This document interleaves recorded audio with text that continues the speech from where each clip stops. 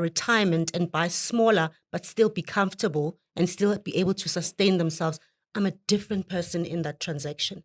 When I'm assisting a young couple that are first-time buyers, they just want a home. They're not about investing or whatever. But you're also remembering that they're getting married to the bank for 20 years. Can they afford this? How can we make it easier for them? How can I advise them to pay off their bond quicker? Blah, blah, blah. I become a different person. When I'm selling to a private client who's just filthy rich and for him it's a toy, I also have to become a different person. So the people is what made me realize real estate is for me, because I meet so many different people every day and it's just so fulfilling, And then I knew this is where I'm supposed to be. When we were growing up Yeah. in school, Yeah. there were groups of people. Like there were the nerds, there were the abadlalama dice, there were the ones who bunk and go have parties. You sound like the kind of person who gravitated towards all groups and spent time with all the groups and didn't particularly choose one group, because there's no way you could speak to the rich man who wants to play, the parents who want to downgrade and live in a nicer home but still have money, the young couple that wants to start. That's a variety of people. Where does that come from? Or am I wrong? First, am I right that's or why wrong? she's laughing behind the scenes there. Yeah. You're not wrong. I could jump in here, jump in there, just get along with everybody. And it's also because the emotional, the EQ, emotional intelligence as well. That's why I think I get along with different types of people. I handle my emotions, I think before I react. And I take accountability really quickly. I say sorry very quickly, just to keep the peace. And then once you are happy, then I'll tell you, you remember that day when you did 1, 2, 3? I actually didn't like it. But I'll tell you that when you're happy and you can listen. So while you're still mad at me, no matter what I say to you, no, you're making me mad, you're not going to listen to that. Why am I saying this to you? So I think also emotional intelligence as well plays a big role in how you can handle different types of people. But that, and looking at what your business is now, how would you say that is assisting you right now? Apart from the fact that you can sell houses, you've got a team of people that you work with. And all these people come from different backgrounds, 100%. right? And there's obviously going to be training that you give to these people. For you, how would you say that training of navigating different rooms has made it possible for you to now engage within your team to be able to build them up? You engage with every person at their level.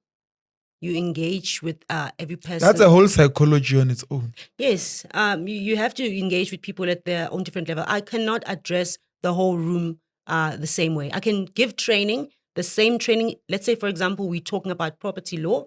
It's the same training. It's property law, but essentially individually, there's a different way in how I talk to witness. There's a different way in how I talk to Nani, how I talk to mom, etc., etc. So that personal touch, that behind the scenes training that I do, even though we have a group together and all of that, group is for group things, but behind the scenes, there's a lot that goes on with each and every realty partner and myself. So everyone has a relationship with me, a separate relationship besides the group and the team. Nice. And perhaps that's what makes you an entrepreneur and a businesswoman. And then when you look at the industry and the trends in the market, what are the things that you would say currently are the trends in the real estate industry? The trends, it depends on what you're asking about. Property trends, in terms of real estate agents instead of purchasers. No. What do you think is the trends in terms of what people are looking for, as an example? One of the trends is Kasi properties. Kasi investments is one of the trends. They turn all our townships into rooms. They do, in flats and all of that. Like everywhere you go, it's a flat and it's a room and all of that. I think that's a trend, but I just don't think people know how to do it right. They go in it with the wrong intentions. It's the right intentions, just wrong timing. Yeah. Do you think also regulation, in terms of what you just mentioned, Kasi properties, is inhibiting people from actually doing it right? You said you don't think they're doing it right because a lot of them, Kasi, in terms of also town planning regulations. Yeah. A lot of them are not getting it right. Yeah. But it's not them, it's the regulation. And people are getting scammed. Lots of people are getting scammed. Lots of people who actually develop their own properties, whether you call it flatlets or rooms, whatever, are doing it wrong because they are ill-advised.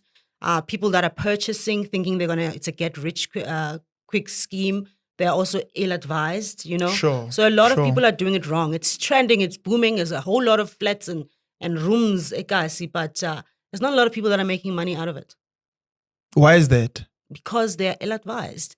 They really ill-advised. They're thinking, you must understand, it's the why you are getting into property investing. So property investing is not going to make you rich now. You're rich. You're just rich in tangible asset, not really liquid. You don't have the money yet. Asset rich, cash flow poor. Yes, you're not rich yet, but also how you bought the property. Did you buy it cash? I was telling a friend of mine the other day, and I was like, the first time buying, I am not going to take, say for example, I've got R1 million, there's a property that's 900,000 rand. There's no ways I'm taking my 900,000 rand and putting it into buying a property cash, because you hear a lot of them saying, cash buyer, I'm a cash buyer. There's no ways I'm going to do that. Bragging rights. How am I going to make another $1 million if I'm taking my $1 million and giving it to the bank? I need to use the bank to make money for me. And then after that, now, if I'm advised properly, then that property will then buy the next property and the next property and so on and so on.